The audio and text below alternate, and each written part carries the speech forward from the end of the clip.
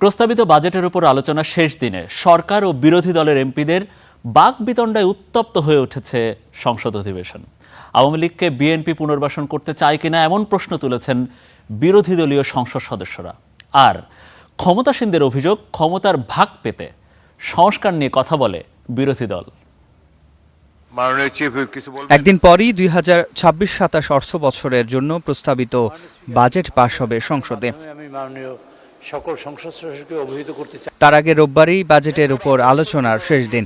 এ সময় বিরোধী দলীয় সংসদ সদস্যরা বাজেটকে ঋণ নির্ভর উল্লেখ করে জাকাত ভিত্তিক অর্থনৈতিক ব্যবস্থা চালুর আহ্বান জানান। সেই সাথে বিএনপি আওয়ামী লীগকে পুনর্বাসন করতে চায় কিনা এমন প্রশ্ন তোলেন তারা। আপনারা কি আওয়ামী লীগকে পুনর্বাসন করতে চাচ্ছেন? আমি তো মনে করি আওয়ামী লীগকে পুনর্বাসন করতে চাচ্ছেন, কারণ 4 মাসও আপনারা একজন লোক খুঁজে পেলেন না যে সেই প্রেসিডেন্ট কে হবে।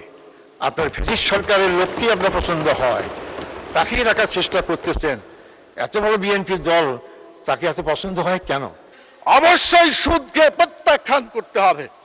এই সুদ ছাড়াও অর্থনীতি চলে। মাননীয় স্পিকার, আমাদের মাননীয় প্রধানমন্ত্রী মালয়েশিয়ায় গিয়েছেন, সেখানে সুদকে বন্ধ করে জাকাত ভিত্তিক অর্থনীতি সেখানে চালু করার সুন্দর একটা প্রচেষ্টা অব্যাহত রয়েছে। যে যদি ঠিক মতো জাকাত আদায় করা যায়, তাহলে বাংলাদেশে 2 লক্ষ কোটি টাকা জাকাত বের হইতে পারে। আমাদের যে ঘাটতি বাজেট, এই জাকাত দিয়ে পূরণ হইতে পারে। তবে জনগণের জন্য নয়, বরং ক্ষমতার ভাগের জন্য সংস্কার নিয়ে কথা বলে আসছে বিরোধী দল। এমন অভিযোগ সরকার দলীয় সংসদ সদস্যদের। বাজেটকে ভারসাম্যপূর্ণ ও জনবান্ধব আখ্যা দিচ্ছেন তারা।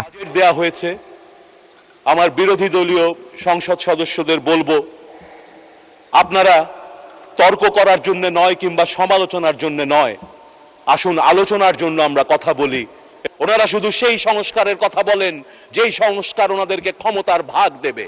ওনারা স্বাস্থ্য খাতে সংস্কার নিয়ে একদিনও আজ পর্যন্ত কথা বলেননি। বরাদ্দকৃত বাজেটের কথা উল্লেখ করে পরিকল্পনা তুলে ধরেন দায়িত্বপ্রাপ্তরা।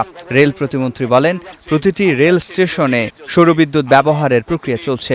আর পানি সম্পদ মন্ত্রী জানান, চলতি অর্থ বছরেই তিস্তা মহাপরিকল্পনা বাস্তবায়ন দৃশ্যমান হবে। সৌরবিদ্যুতের মাধ্যমে প্রতিটি স্টেশনে বিদ্যুৎ সংস্থাপনের কাজ করার জন্য এগিয়ে চলেছি। প্রতিটি স্টেশনে যাত্রী সেবা বৃদ্ধির জন্য বেসরকারি পর্যায়ে কাজ করছি। খুব দ্রুততম সময়ের মধ্যে এই ফিজিবিলিটি স্টাডি শেষ করে দৃশ্যমান পদ্মা ব্যারেজের মতো তিস্তা মহাপরিকল্পনা আমরা এই অর্থ বছরে স্টাডি কমপ্লিট করে তা বাস্তবায়নের উদ্যোগ গ্রহণ করব। মাননীয় স্পিকার, সোমবার সংসদে পাশ হবে প্রস্তাবিত বাজেটের অর্থ বিল। জনাব আলী নওয়াজ মাহমুদ, সিফাত শাহরিয়ার, স্টার নিউজ, ঢাকা।